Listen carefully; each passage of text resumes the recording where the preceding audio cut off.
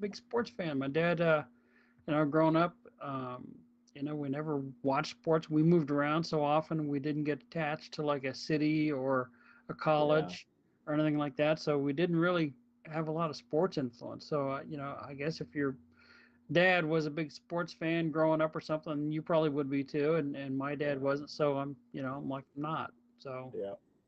No, I've always been, I never, my dad was never in the picture, but I always had kind of like I always played sports as a kid. I was very big into sports. So I don't care if it's I watch two kids kick the can down the road if they're being competitive about it. You know what I mean? That kind of thing. I think it's the competition that does it for me. yeah.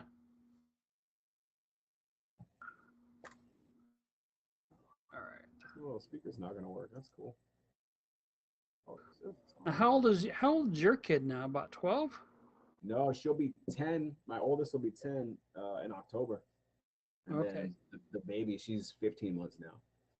All right, because she was pregnant as you were graduating, if unless I'm mistaken. No, no, no. I think no. We got probably like the year after I got out here. Oh, okay. It's probably in my second year of work or so. Okay. But it was coming for sure. Well, the YouTube stream has started, so I guess we're going to go ahead and kind of get rolling here. First off, I wanted to welcome everybody to our guest presentation. And I want to introduce our guest for the day. This is Mr. Shawn Ewashko. Shawn is a Dave School graduate from 2011. Is that correct? Yep. And he is currently the VFX production manager for CBS Television Studios. And so, everybody, welcome Shawn. And I'm going to hand it over to you, buddy. Cool. Hi everyone. I'm Shawn, as Mike just introduced me. Uh, like you said, I am the visual effects production manager over the Star Trek universe. I work for CBS for the client side. Um, most of the shows that I work on are Secret Hideout shows from Alex Kurtzman. So all three Trek shows that are happening right now: Strange New Worlds, Star Trek Discovery, and Picard. And any other show that happens to fall under the Secret Hideout umbrella will generally fall under a show that I am involved in to some extent. So I really just wanted to start off and kind of keep this really casual because I think that it'd be best if I talk about some of this stuff in a more casual fashion because I think that our industry is quite a casual industry, even though in the beginning we might not realize that. Once we get into the industry, it's actually quite casual. Even the higher up, EPs are quite casual as well. So I'd like to keep it just like that.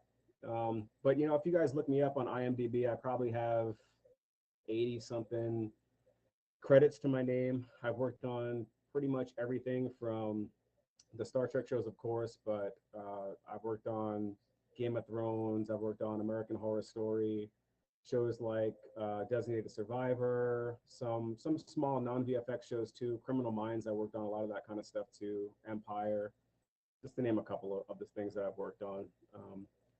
But I've touched pretty much everything on television, whether it be a small sitcom or a bigger, Game of Thrones type show.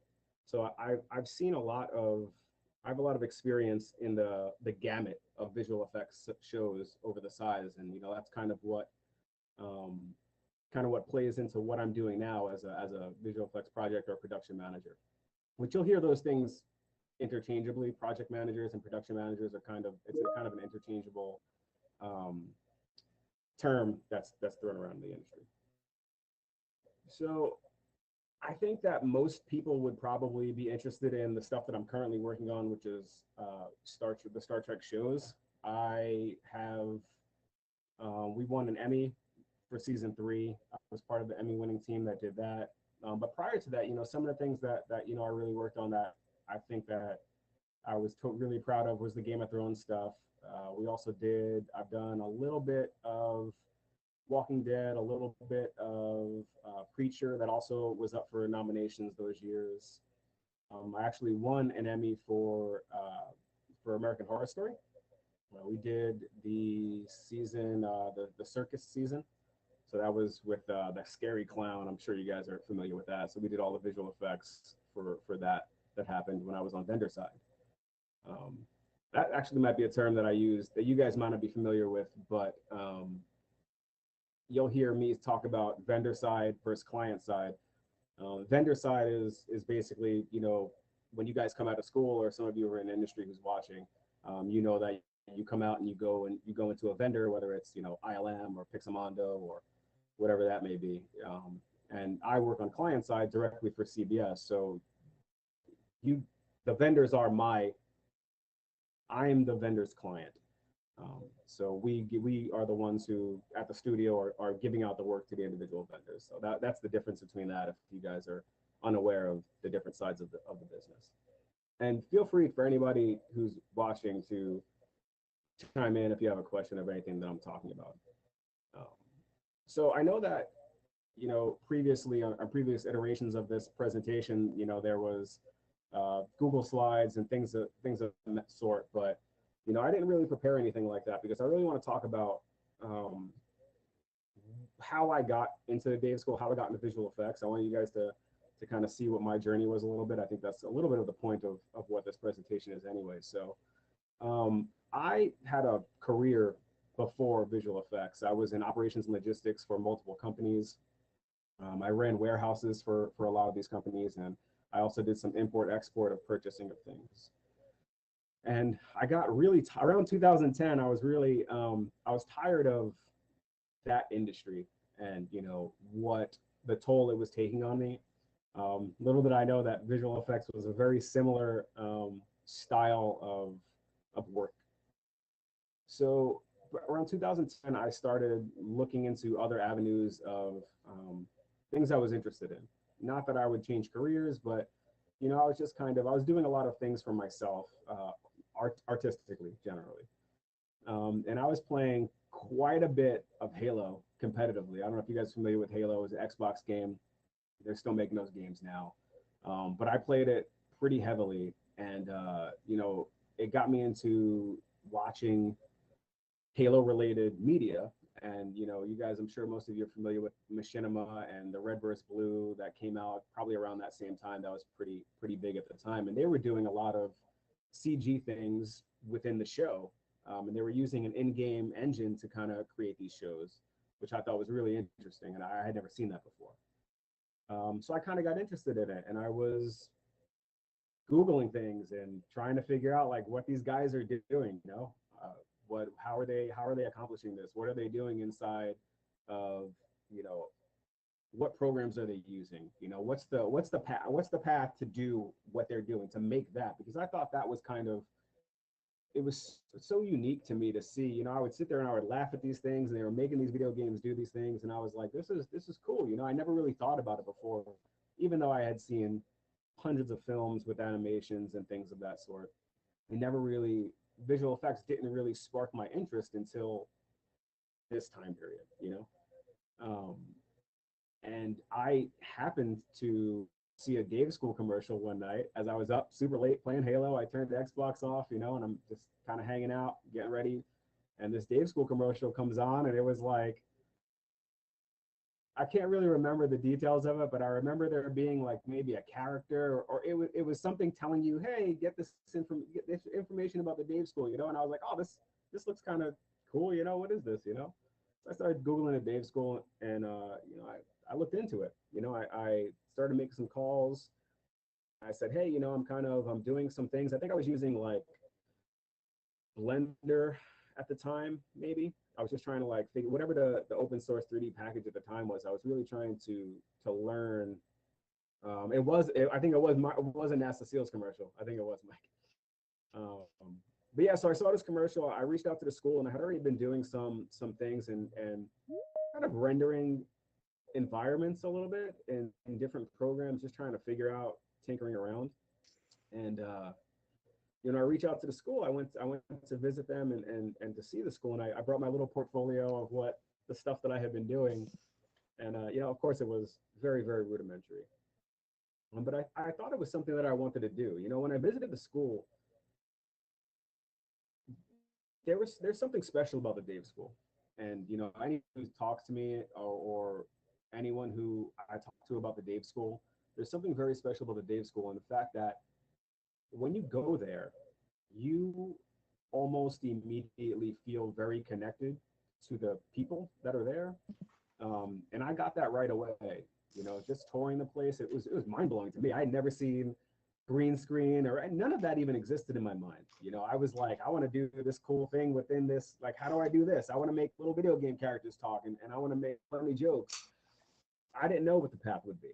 So when I got there and I saw what the Dave School was actually doing, it really opened my mind up to visual effects. And I don't I don't tell people to focus on passion. I'm not someone who's going to say follow your passion. I want to follow your purpose.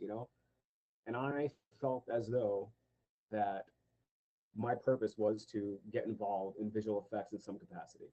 Um, whether that be as an artist or not, I wasn't sure at the time, but I definitely wanted to be an artist because I wanted to do something with that.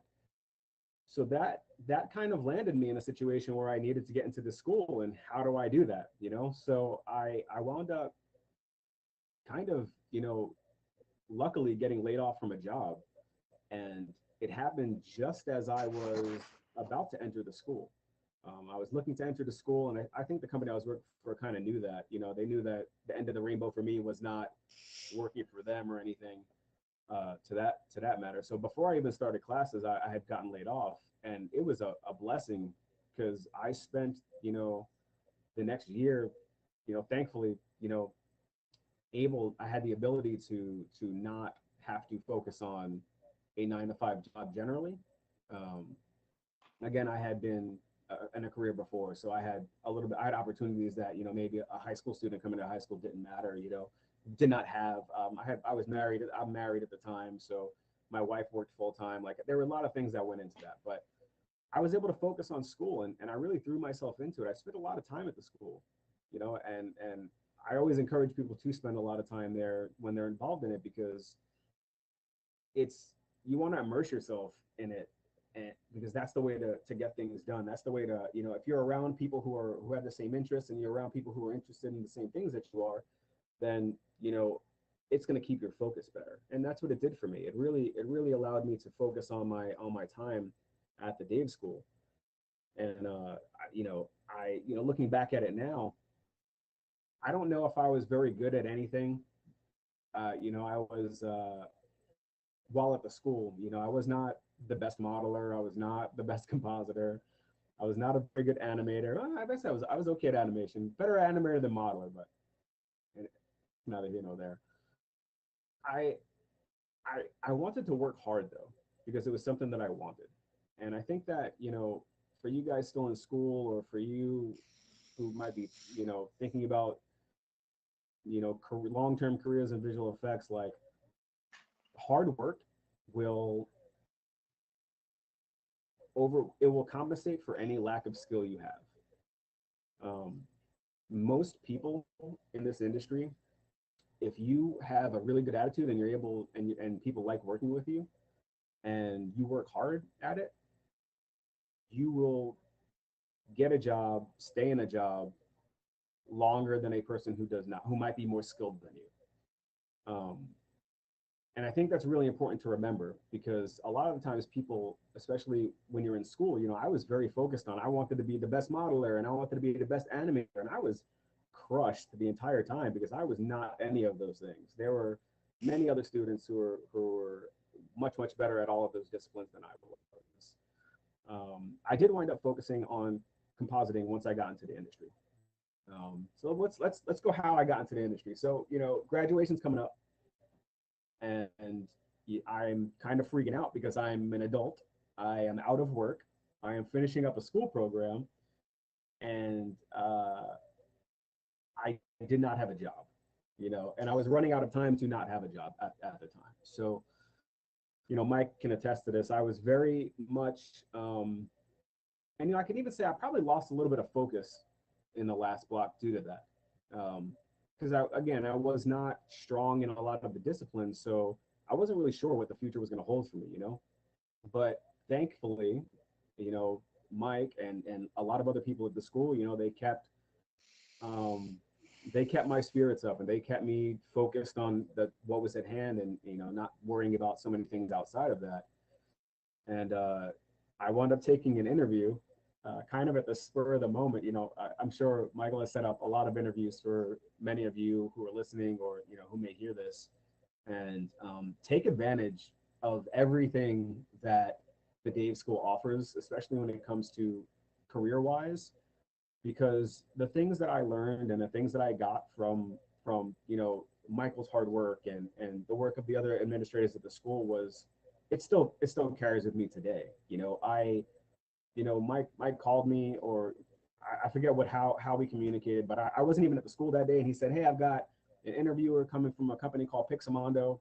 Had no idea who Pixamondo was, didn't know what they did at the time. I was like out on the road. I like went to like a Ross or a Marshalls or whatever it was. I bought a shirt, a collared shirt, because I was going to take this interview. I'm like Googling things on the way to back to the school, or on the way to the school, whatever I can know. I can't stress enough that you should not do that. Um, if you know what the company is and you know who your interview is with, do your homework on them.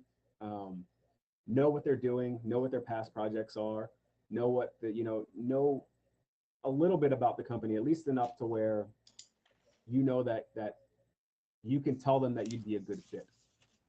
Um, but in any case, so you know, I'm on my way to the school, and I take this interview spur of the moment, and you know, I still talk to the recruiter at the time was a guy named Matt Sharp, who the interview was with, and I still talk to him. He's still friends till this day. You know, this was 2011, and I'm, you know, I don't know, you know, I'm sure that there would have been many other interviews that could have worked out, but that call that I received from Mike that day, I could have said, you know what, Mike, I'm doing something else already right now. I'll take the next one, but I didn't, you know, because I got a very hard work, you know, is a big part of who I am, you know, and I take a lot of pride in that, and I want to take advantage of every opportunity that's available to me, no matter what. Um, as I suggest that everyone do. You know, I think that when opportunities arise, we can't really. Um, it's great if you can afford to miss them, but it's better if you don't, because even if you don't need it, you know, taking an interview or taking a call or taking or something, you never know what use that's gonna do for you down the road. You know, there are people who I interviewed with at the Dave School who I still spoke to, and I had still worked for and with later on in my career. Um, so all of those things really matter. So, you know, graduation's coming. Again, I take this interview, no idea what's happening. I think I got the call like the week before graduation. I think, and I don't know, Mike might actually remember this, but I don't really remember. It feels like forever ago. But I think I got the call the week of graduation that I had this, that I was accepted to have this job, you know? And I had no idea what I was going to do when I got there, because again, like I enjoyed compositing. It was something that I thought I was better at. So that's what I wanted to do, and I went into this, you know, situation where I now had a job, was about to graduate in a week. I had a job before graduation, you know, which was incredible. And thankfully for the day school, of course, you know, to give me that opportunity. But you know, I graduated, and then I basically had about, you know, 2 weeks to come out to California, because the job was starting right away. And it was like I think it was technically I was a generalist, but I did a lot of comp stuff in the beginning.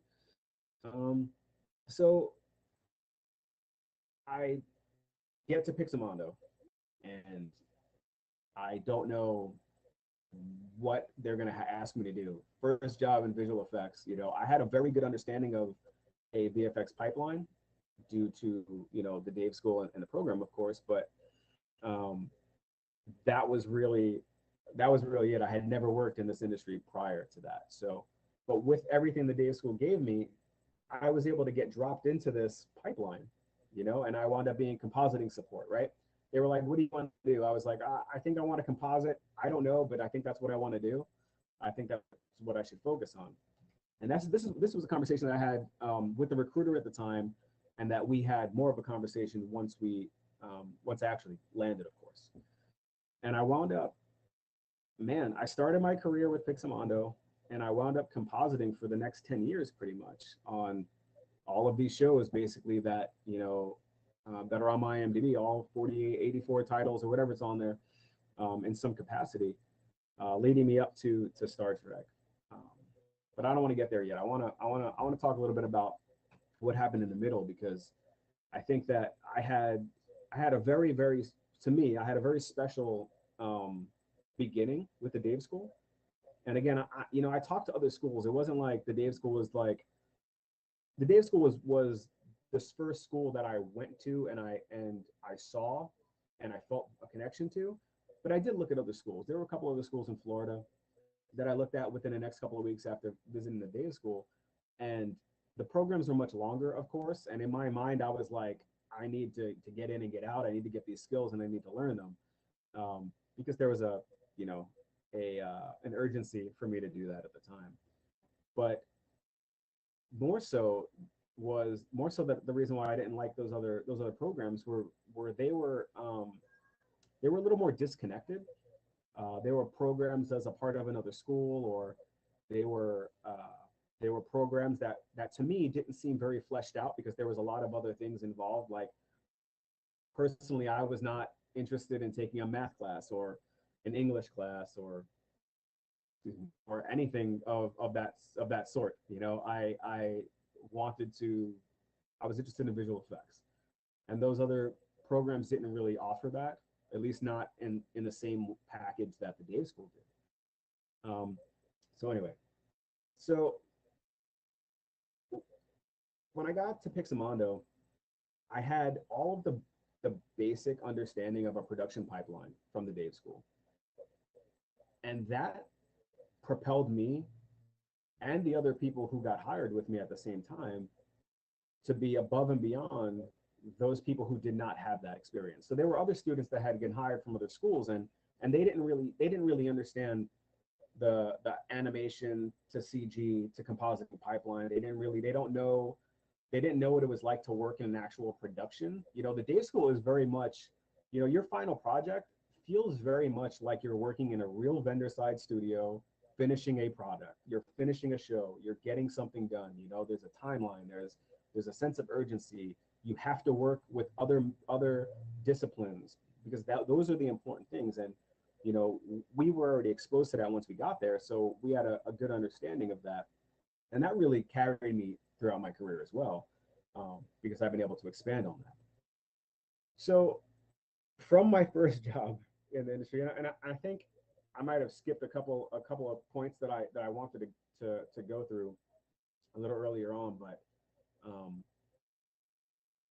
I think this journey part is important, because I think a lot of people, they see me now and they don't really know what I do, because I can't in visual, not necessarily in visual effects, but you could tell somebody, hey, I'm a visual effects artist. I do X, Y, and Z.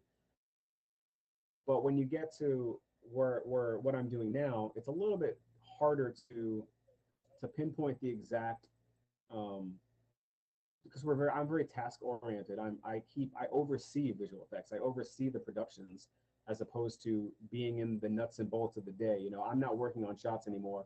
I am helping approve shots. I am making sure these shots are getting where they need to go. I'm making sure that everything's coming in on time and on budget.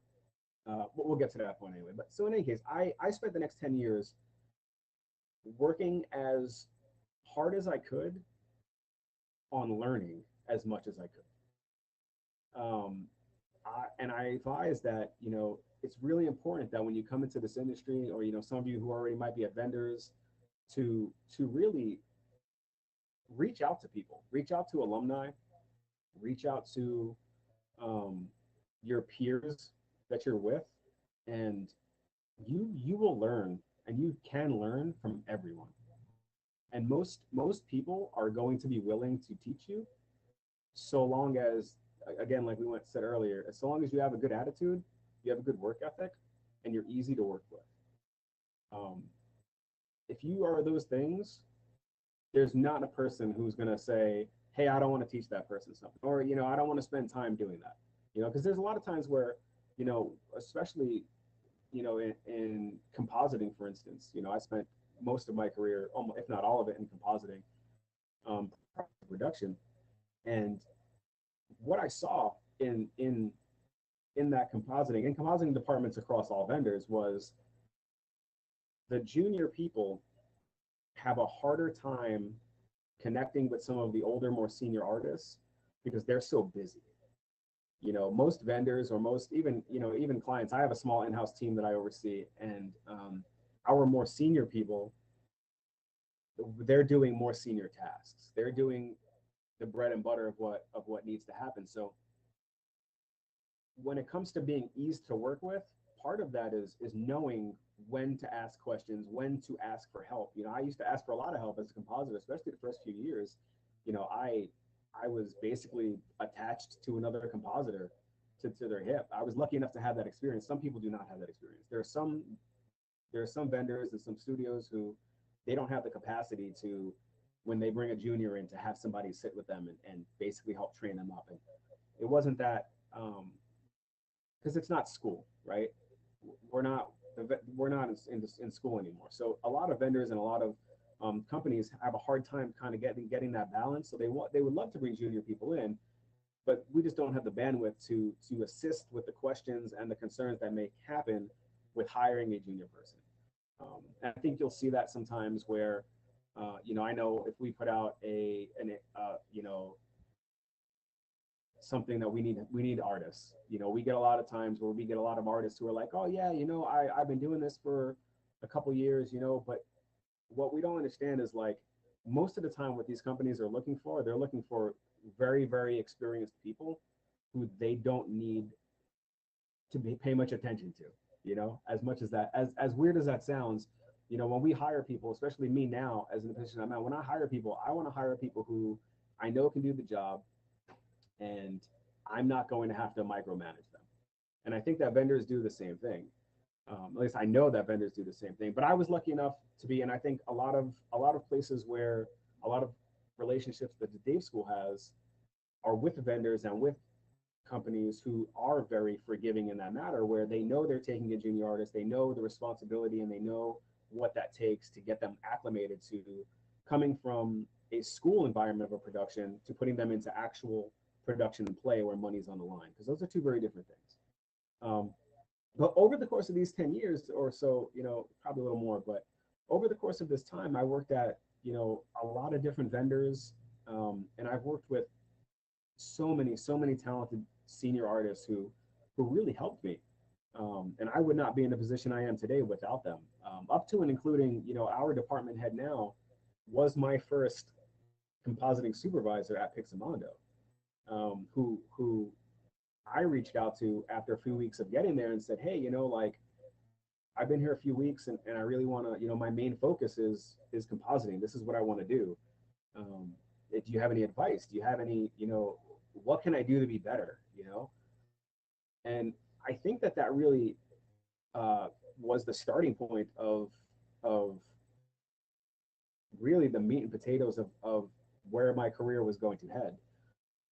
And I advise everybody to do that. Like, if you are a modeler, if you are an animator, reach out to alumni, reach out to, and I say alumni now as if you're still in school, because I did that before I even graduated the Dave School. I was on LinkedIn messaging, people who have graduated prior to me. And I'm like, hey, I've got some questions. Do you mind, answering a couple of questions for me, that kind of thing. And I would hop on the phone with them, or I would do it through email. And, I would get feedback from them on some of the things I would do in school. They would even give me feedback on some of that stuff. Not that of course the school provides that for you, but, it's good to build these relationships early on, because I still utilize those relationships today, like so many years later. And so over the course of this time, I utilized that exact same thing. If there was, I would go into every new vendor that I would go to. I kind of knew what the makeup consisted of. I knew who was hiring me. I knew what that was, and I would do the exact same thing. I would say, hey, here's my skill set. I was always very, very, very, and I think everyone should be this way, be very honest about your skill set. You know, the worst thing that can happen is you don't want to oversell yourself and get a job and then not be able. I don't know if you guys ever see the meme of like, it's like a guy standing in front of like a telephone like switchboard and all the wires are all over the place and he's just looking like, you don't want to be that guy. You don't want to show up to work and be the guy who they're like, oh great, you're a senior artist. Here's 25 CG shots that need to be done by the end of the week, and you're just like, whoa, this is a little much. So I think that is something that you should focus on as well. Be really honest about your skill set, and when if you do that, people will be forgiving. If you say, hey, look, I'm a middle artist. I'm dangerous at this. I'm really good at this. They'll utilize you for those things, and in doing so, you're going to take some pressure and responsibility off of them. For instance, I spent a stint at a vendor for about 5 years, and I was a really good compositor. I had already been on some big shows at the time, but everybody can be better. Everybody can be better. And what I identified was I couldn't get the work of the most senior people because they're going to get the coolest shots, but I wanted to be as much help to them as I could. So for a long time, I became the quote unquote the monitor comp guy, where I would do hundreds of burn-ins across shows. If you look at my IMDb, there's a whole swath of shows like Bones or SWAT or a lot of the Designated Survivor stuff, a lot of things that were maybe not so much Designated Survivor. That's a little farther in my career, but there's a lot of like smaller 2D, quote unquote 2D shows that are more 2D heavy. A lot of burn-ins and a lot of muzzle flashes and things like that. And I would take all of that work, all of it, wig fixes, anything you could, beauty stuff, all of that, whatever it was that I can take off of senior compositors, I would do it. And I wanted to become the best at those things so that the studio knew, whoever was assigning those shots, they knew, hey, I've got 30 monitor comps. Shawn can bust them out in 2 days. He's going to go do that over there. Because what that afforded me was the senior artists didn't have to do those shots. And they were very appreciative of that.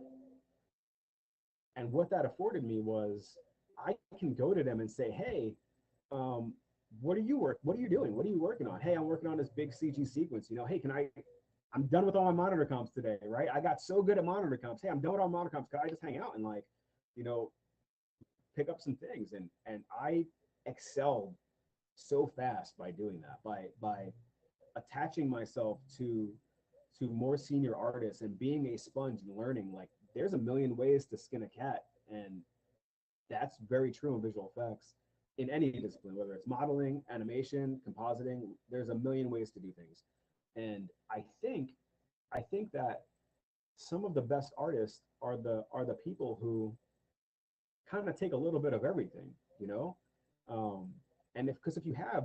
we're problem solvers. This is what you guys are in school for. This is what everyone listening to this, you guys are training, or you're already trained to be a problem solver. Visual effects is, when we get to the industry, we think this is super cool. We're going to work on movies. We're going to work on TV shows, and we're going to be in Hollywood, and it's going to be super cool and chill, and everything's like. The reality of the situation is that we are problem solvers for these issues, right? They have an issue where they can't shoot real dinosaurs, right, guys? So we got to get dinosaurs in these shows. How are we going to do that? The CG guys have to come in and say, how are we going to make this work? The animators are going to come in. What does this dinosaur look like when it's hitting the ground? The compositors have to come in and say, what is a dinosaur going to look like when it's in a world, right? Like, we're problem solvers. So be the best problem solver that you can be, And if you do that, you are going to excel quite fast. And people are going to appreciate that. And you're going to be the person that they look to be like, hey, maybe you don't work there. I get calls. I have not been an artist for probably almost 5 years now. I get calls to be an artist probably monthly from either old vendors or people that I've worked with over the years, at least once or twice a month. Somebody's like, hey, can you just take it on? And I'm just like, no, I'm sorry, I can't, because I don't have the bandwidth to do that. Even if I wanted to, I couldn't. But you will get that. You will get those if you do all of the things that the Dave School is teaching and that they're instilling in you, and you take the advice of some of the alumni, myself, other people included, get as much information from as many people as you can. Talk to as many people as you can about, you know, what they're doing, what they're into. Some of you might already know what you want to do. Some of you might already know, hey, I want to model, or I want to composite, or I want to work on movies, or I just want to work on TV, or I just want to work in animation. Some of you might know this stuff already, and that's great if you do. The same principle should still apply though. You know, even if modeling is what you want to do, then you don't have to be the best modeler, but you want to try to be the most consistent. Because if you're consistent with your work, you will get better. You know, consistency is key, right? If you're consistent in something, you're going to eventually get better at it. And as long as you can stay consistent with it, then the only place you can go is up, right? The only place you're going to go is better. And I think that part of that consistency is going to come from the things that you start, the habits that you start while at the Dave School. You know, so all of these things that I'm talking about now. Hello? Sound like somebody talked. Sorry if I overtalk somebody. If somebody had something to say, you could totally chime in. No? Okay. Oh, I almost lost my train of thought. Anyway, so being consistent, all that stuff should start here at the Dave School. All of these things that I'm talking about, because you guys are so fortunate to have that at your. I talk to Mike often. I talk to current students and former students almost daily. I mean, I work with a bunch of former students. I have hired a bunch of former students. The Dave School is a community of like-minded people that you're not going to see anywhere else. And we are a force in our industry. People know of us. People know, hey, this is the Dave School student. You know you're going to get a quality person because the Dave School is instilling that in you guys, just like it instilled it in me. And I think that if you're taking advantage of all of these things and you're doing all of the work, all of this cool stuff that we think when we first start, you know, the Hollywood and the cool shows, all of that stuff will come. You know, I didn't know that I would be working on Game of Thrones, or I had no idea to work on Star Trek. No idea. You know, me and Mike were talking a little bit in the beginning, and, you know, he asked me if I liked Star Trek. And it's kind of it's a loaded question for me because I did like Star Trek very much prior to working on the show. It's not that I don't like Star Trek now, but I tend to distance myself from the project that I'm working on, because what I have found over my time in the industry is that let me backtrack a little bit. As an artist, as most of you all know, you love your work. I loved my work as an artist. And sometimes you might do something and it might not be so good. And somebody might tell you that. And you're going to have to sit there and you're going to have to be like, okay, maybe this isn't so good, you know, and you'll have to make those adjustments, right? And I say that because we tend to fall in love with our work to the point where it's detrimental to us. You know, I've been guilty of this too, where there's been times where I've worked on a shot and my supervisor's like, hey man, like, you know, this is supposed to be done yesterday. And I'm like, I just need like another couple hours. It's almost there. It's super close.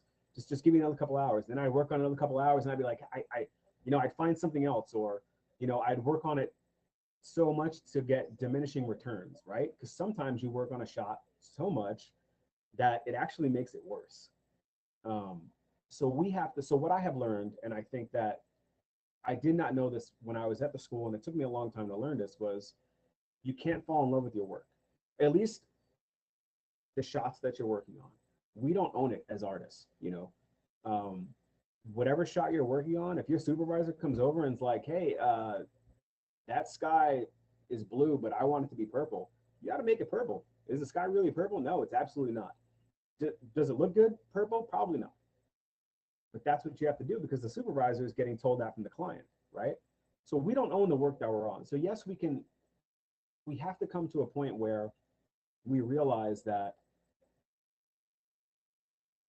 we are here to get this job done for, it's really for somebody else. We're doing something we love, but it's for somebody else, right? And I think that that's one of the reasons why I learned to disconnect myself from the work a little early on, because I found myself falling in love with some of the stuff I was working on. I worked on a Game of Thrones commercial, and it had, you guys probably don't remember it, but there was like it was a little baby dragon, and it was flying through the scenes, and it was like the coolest thing I had ever worked on at the time. And I had already worked on a show, but I didn't work on anything cool. And they allowed me to work on some of these baby dragon shots that I got to work on for this commercial. And it, it really, really, I had some weird experiences with that because I loved it so much and I was so proud of what I was doing. And then I was like told that I went in the wrong direction with it. And you're going to see that sometimes. You might work on something and somebody might, a supervisor or whatever it is, it might go in the wrong direction. Whether that you got that information to take it in that direction or not, it doesn't really matter. But I learned early on that, like, even though I had to make something that maybe I personally didn't think looked as good, maybe I thought looked better the way I did it, it wasn't mine, you know. And I take that same stance now with Star Trek. People always ask me about Star Trek, and because it's such a huge IP, and I love what I'm doing for the Star Trek franchise.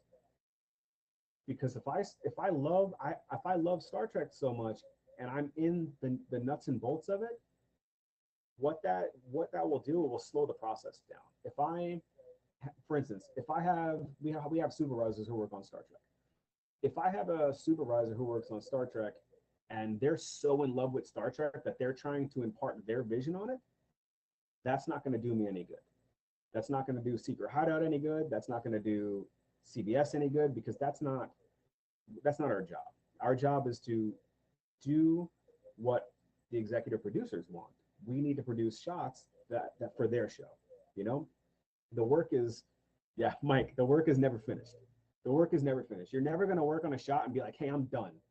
You can walk away from it. It's not going to happen. And that's why I am a little disconnected from certain franchises, because I've seen what happens when people fall in love with something. I've seen what happens within organizations where, people, hey, how come that guy gets to work on The Walking Dead? I love The Walking Dead way more than that guy. I want to work on that. And then what you wind up happening is you have a morale issue, because you want to work on something so bad, but somebody else is, that you become a little bit bitter about it. Maybe you have an attitude that day, and that, maybe you have an attitude with the wrong person that day, So I suggest early on that you guys realize that, love what you're doing, but understand that you're creating someone else's vision, and we have to adhere to those things, because when you're doing your own movie or you're doing your own film, it can be your vision. When you're EP, you can say, I want the sky purple. I want, Spider-Man to have an orange suit with, purple polka dots. You can do any of that you want.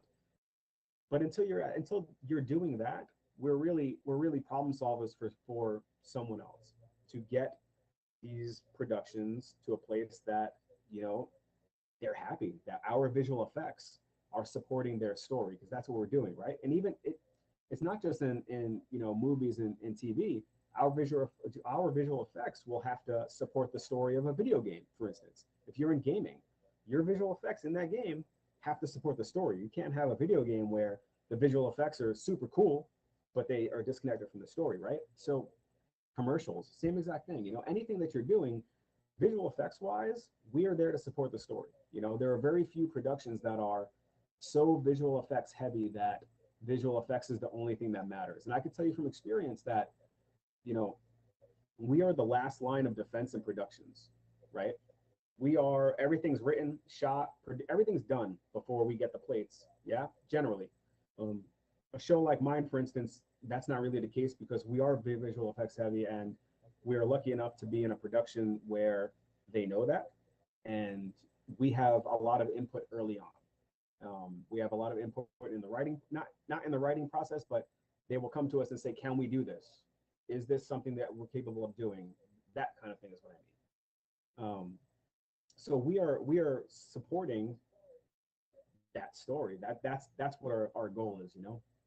I kind of lost my train of thought there for a second because I keep thinking about so many different things that I think you guys should know. But you know, if I were to if I were to say anything that I really really want people to take away from anything that I've said is that you are setting yourself up right now by being involved with the Dave School for a lot of success if you do the right things. If you do these things, if you're working hard, if you're taking advantage of the opportunities that the Dave School is giving you, if you're reaching out and you're talking to other, it doesn't even have to be alumni, to be honest. You might have, while you're on LinkedIn adding people, you might see someone else that pops up and maybe they worked on something that you like. I Hey, I really liked Lord of the Rings. I know you worked on that. Like, I'm gonna do visual effects. I'm the school of visual effects. You got any tips? You got any advice you can give me? Because none of us have all the advice, right? So like, reach out to as many people, get exposed to as many people as you can, and once you're in the industry, it's never this linear path. You're never going to be from A to B. You know, I worked at, you know, a dozen vendors and worked on so many productions that um, it affords you to be able to utilize all of those things. Whereas if, you know, if you had a linear path and said, hey, I'm gonna be a junior compositor for a year and then a senior compositor for 2 years, and then I'm gonna be like a high-end compositor. I'm gonna work on Flame Station, you know, or I'm gonna be on a client side and I'm gonna be the main, you know, I'm working up to be a visual effects supervisor. If that was, if your career path was so linear that way, you would miss out. You would really miss out on a lot of the intricacies and a lot of the subtleties that this industry has. You know, a lot of the camaraderie with other artists and a lot of the learning from so many people. You wouldn't really get that if you were, even if you were to stay with one vendor. You know, a lot of people think they're going to come out of school and they're going to retire from a vendor, or you're gonna go work and you're going to be there for 10 years. And generally that's not really how it works. You know, you might come out and you might, you know, even if you're hired staff somewhere, you might come on and you might be staff for a few years, but you know, VFX is feast or famine, right? So like, if all of a sudden visual effects is you know, something happens, I don't know, you know, Netflix is not is on a downtick right now, right? So there is now and more visual effects artists that are available to work because they're now no longer working for Netflix, right? Those things happen. You might be staff at Netflix and Netflix, something happens with that company and they need to let go of people. It's very common and you'll have to jump somewhere else. But as long as you did the right things, as long as you imparted yourself to people, as long as you were helpful to people, as long as you had a good attitude, the next job is around the corner. I have never been without a job. Actually, that's a lie. I was out of job for one summer, and it was because I chose to. Pixamondo had closed their television division, and when we did that, we worked on a film. We worked on Hunger Games, and I quickly realized that I never want to work on a film ever again because my personality didn't work for a film. You know, film, you get 6 shots, you work on them for 6 months, and you noodle them for 6 months. There's usually a lot, maybe that's a little extreme for some productions, but films have a really long timeline. Whereas TV, you might be on a shot for 6 hours. You know, you might have 2 days to get shots done. You might, you know, things are like, hey, this came in Monday, I need it on a Wednesday. The turnaround time is very, very fast in television, which I liked. So we ended, you know, before they closed that location down, we ended on a film. So instead of I was going to roll onto a film, another film, but I didn't really like the experience that I had on that film particularly. So I took the break of that summer to wait until a TV job opened. And before the summer was even over, I was the same people I was working with at Pixamata said, hey, I'm over here now. Are you available? Yes, I'm available. I've been just hanging out, waiting for something to pop up. And it did. And those opportunities happened for me because how I started. I came out of school. I talked to alumni before I got there. Believe it or not, some of the alumni I talked to worked for Pixamondo. So once I found out where I was going before leaving school, just to backtrack just a little bit, I had reached out to some people who had worked there. I said, hey, I'm going to start here. You know, do you have any advice for me? This is a very forward way of being. And I know that this is not for everybody. Like, I am a very forward person. As you can tell, I have no issue sitting here talking to a bunch of little circles for an hour. It doesn't bother me. I do this all day. But for some people, I know that that's really hard. And work on those things. Work on that. Soft skills in this industry will get you farther than hard skills because soft skills are lacking in our industry. There's a lot of people who traditionally have spent 10, 12 years, however long they're in a dark room compositing or animating or modeling, and uh, they don't interact with other humans the same way someone who uh, someone with more someone socially might, right? Um, so you might get people who don't really communicate in the same way that you might. And you might be one of those people. You might be a person who's like, hey, I don't really hang out with a lot of people. I don't, I'm not into parties. I don't really like big groups. I like to get in my computer, play video games, make cool stuff, and that's it. And that's fine. But I implore you to work on your soft skills, work on talking to people, work on being able to introduce yourself, work on identifying the person in the room who is the person, right? You're going to go into a studio, or if you're not there already, maybe you are, maybe you're not. You're going to walk into a vendor, and it's instantly going to be, you're going to know who the senior people are. You're going to know who the top artists are right away. It's going to be very, very, very clear to you. And those are the people who generally are going to be the ones who are going to give you the most help. But you have to be the one to say, hey, I need the help, or hey, I am so and so. I'm just starting here. I'm kind of, and I know you've worked on X, Y, and Z. If there's anything that you can impart to me, let me know.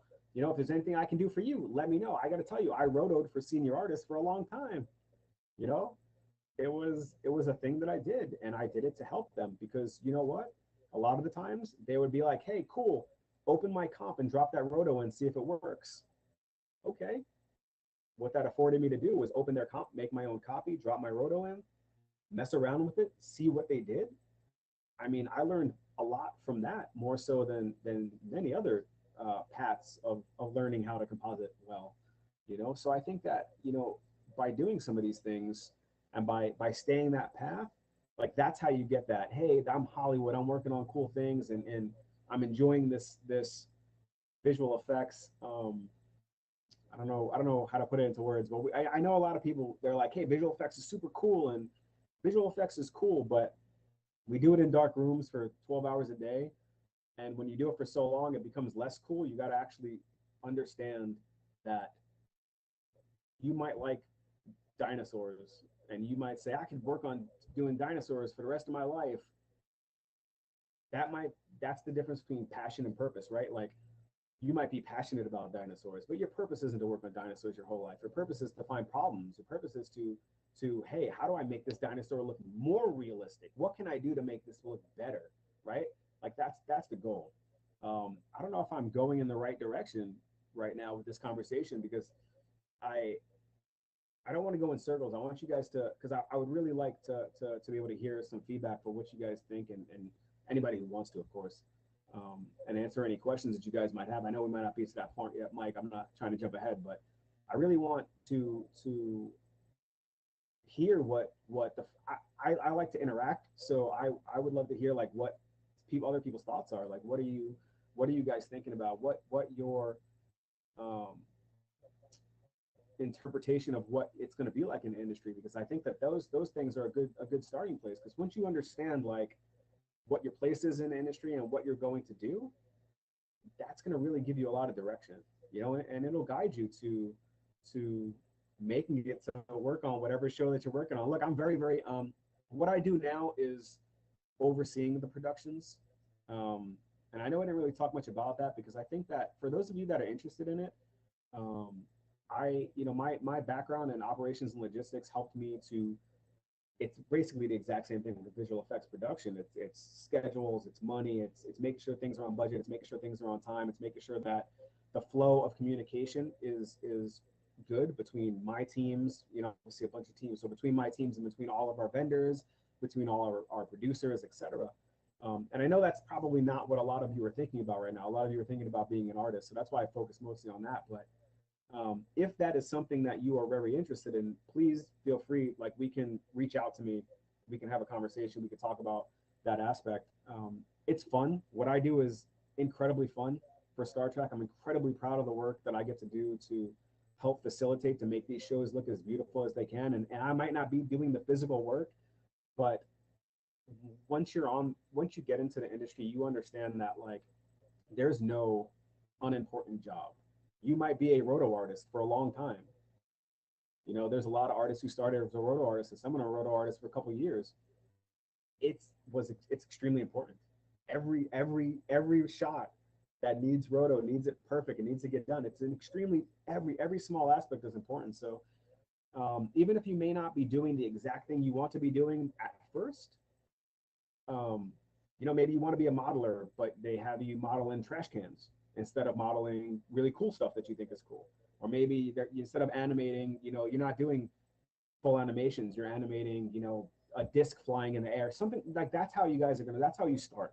That's how everybody. When you're not going to be compositing right away. You're going to be compositing like birds or something, or you might be helping compositors by rotoing or by doing some paint work for them. Those are the things that are those little fundamentals. Those are good. Those are good things. Hey, So Shawn, let's go ahead and open up for some Q&A. yeah, let's do it. I'm with it. All right, cool.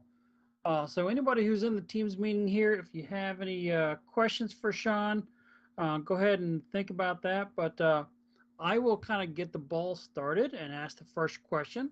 So Shawn, I know a lot of these students probably aren't thinking about going into production management, just like you weren't thinking about going into Yeah. production management.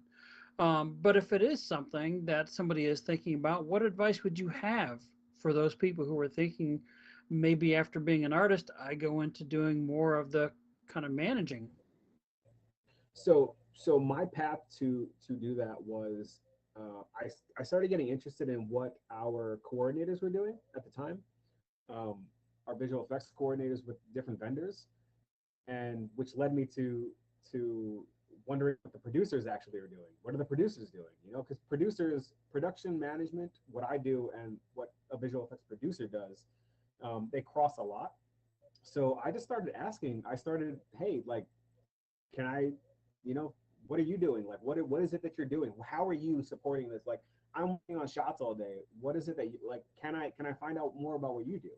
And that's how I started. Started asking questions. And when I came over to client side on Trek, I started as an artist on Star Trek, but I wanted to learn coordination and production, and that's what I did. I was an artist, and I would sit with the producers for a little while, and I would see what they were doing, and I did find an interest, and I would just help them. Same thing that I talked about as being an artist is the same way that I got into production management. It's how can I help you, producer? What can I do to help you? Is there anything that in your job that maybe I can do when I'm not working on shots, or maybe it's slow this week, that kind of thing. That was my approach to it.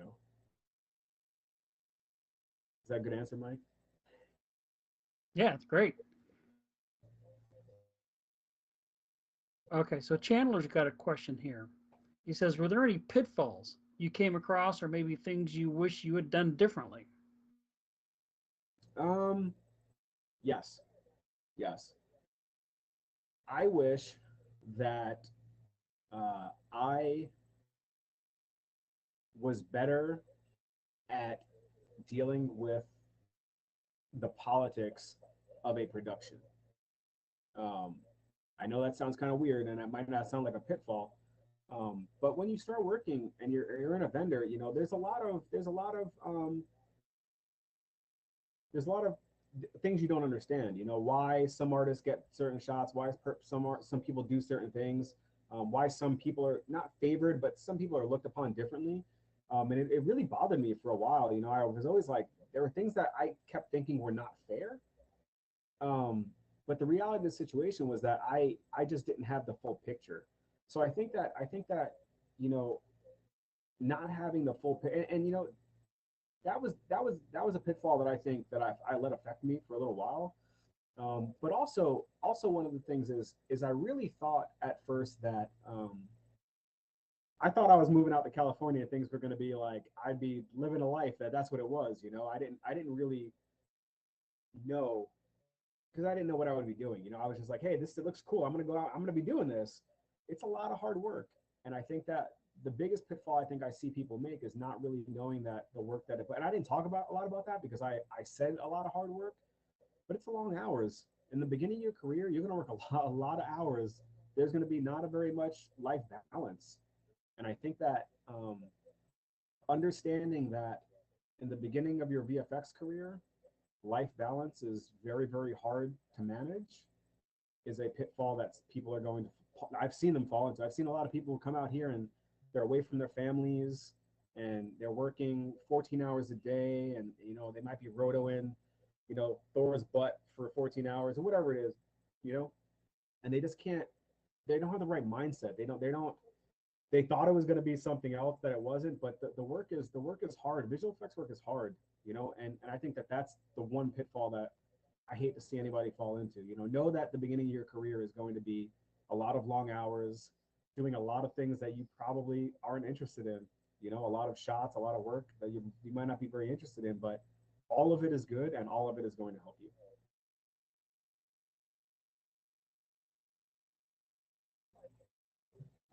Do you get to work on set very often? I know Star Trek Um, Strange New Worlds uses a lot of virtual production stages. Do you ever get to go and check some of that out? I can. Yeah, I can if I want to. Generally, at a vendor, you don't. Like when you first get into the industry, you don't do that. I actually do get to go to set when I want to. I was on set for Picard for a while, um, just learning the and again, but I used it. It was an experience for me. If a studio allows you to go on set, and you're anything other than a supervisor or a data wrangler or anything like that, they're doing it for you because you asked or because you wanted the experience. And I think that what I did for being on set was I did the same thing I did all the time. I asked questions. I took advantage of that opportunity, and I think that if you do get the chance to go on set, please, please, please do. The data school has a great. I mean, a lot of the stuff standing on that motion capture stage and being on that green screen and doing those things, I think is a really good indication of what it's like to at least have some exposure to set. Um, but yeah, vendor side, you don't really get to go on set unless you're a supervisor. But doing what I do, we get to go to set quite often because we need to have those conversations.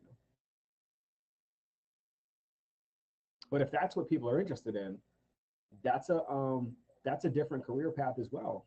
That's actually a good question because a lot of the times strictly artists don't there's no career path that just goes straight, right? Like most visual effects supervisors, I'm not gonna say most, a lot of visual effects supervisors were not artists prior.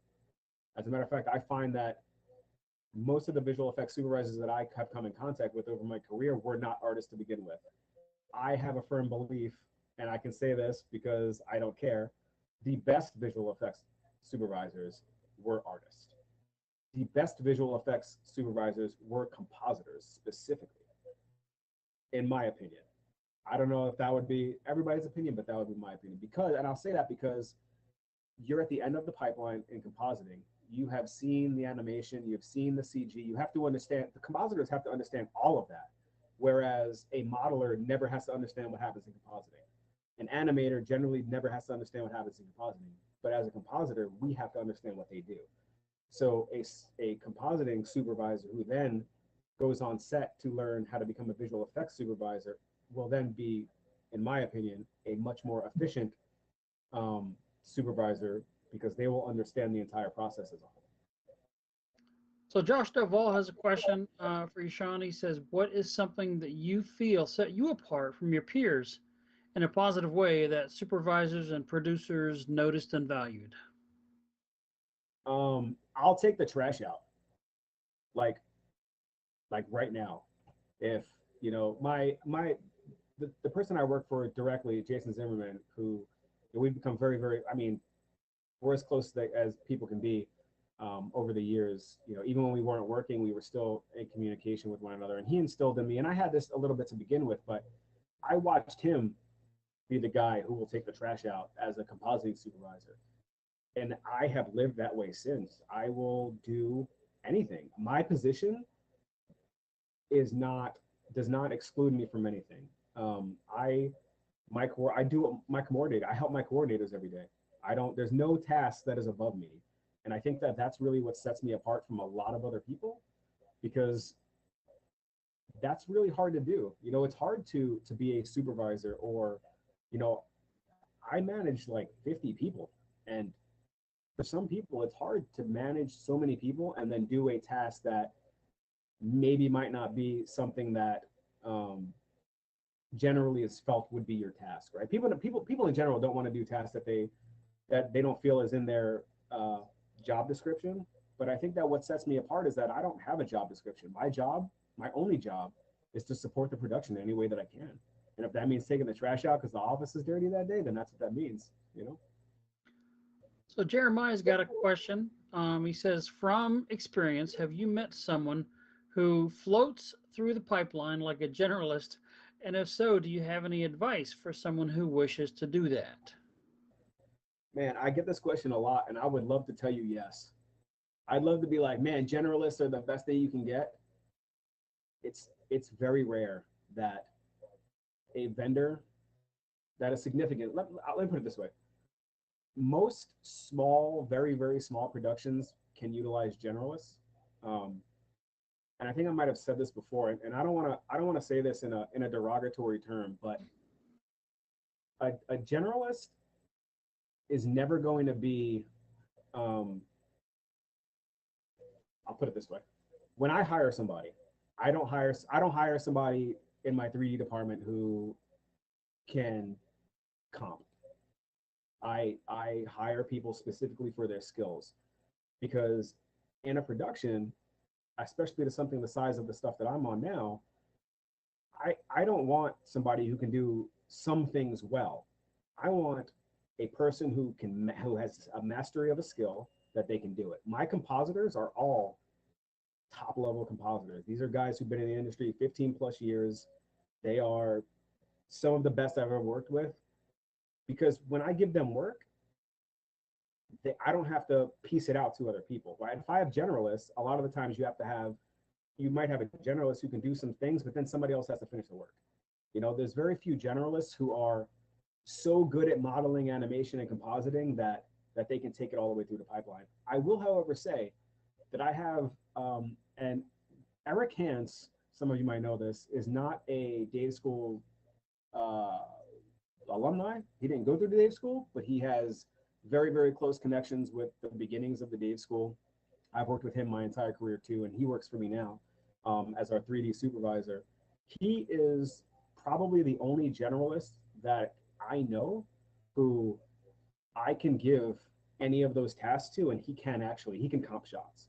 He can model, he can animate. He does a lot of AR stuff right now with us because he's got his hands in that as well. My suggestion for someone who wants to be a generalist is, if you're going to be a generalist, you got to be the best generalist that's out there. You know, you got to be the guy who really can, if they need you to take a shot to final, that you can model, animate, light, take it to final in compositing. If you can't do those things, there's a place for you, but it's going to be on smaller productions, you know, and this is just my experience. It's going to be on smaller productions. It's going to be on things where there's probably not real infrastructure. Most people who utilize generalists don't really have they don't have a pipeline set up.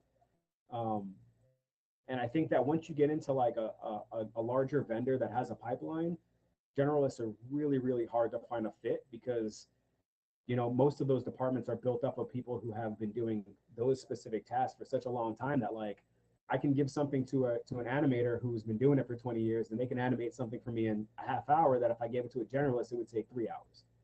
That might not seem like a lot, but in the course of a production, every second counts. Like every moment counts. So I don't know if that was a helpful answer, but I respect wanting to be a generalist, because, you know, I consider myself a generalist of all things visual effects. But I think that the best advice I can give is to find something that you like that you like the most, and put your time into that, because the way that software and stuff changes, you're never going to be a generalist that is good at all of those things for that long of a time because the software moves too fast. So you can't keep up with all the animation software, all the modeling software, and all the compositing software because it's just too much information. I mean, if somebody can, cool, that's incredible, but I have not seen it as of right now. That's a good segue into my one of my last questions here for you, Shawn. Um, what changes do you see coming up for the VFX industry that our students might be able to kind of, if you said, hey, you should go learn this, learn how to do that, get familiar with X, what kind of Mhm. things would that be that maybe we're not doing at Dave's School right now? Yeah, AR, absolutely AR. AR is the future of television and film. You've seen it in my shows right now. We use it on Discovery. We use it on Picard, not Picard. We use it on Discovery and Strange New Worlds. They use it on Mandalorian a lot. Virtual production is the future of our business.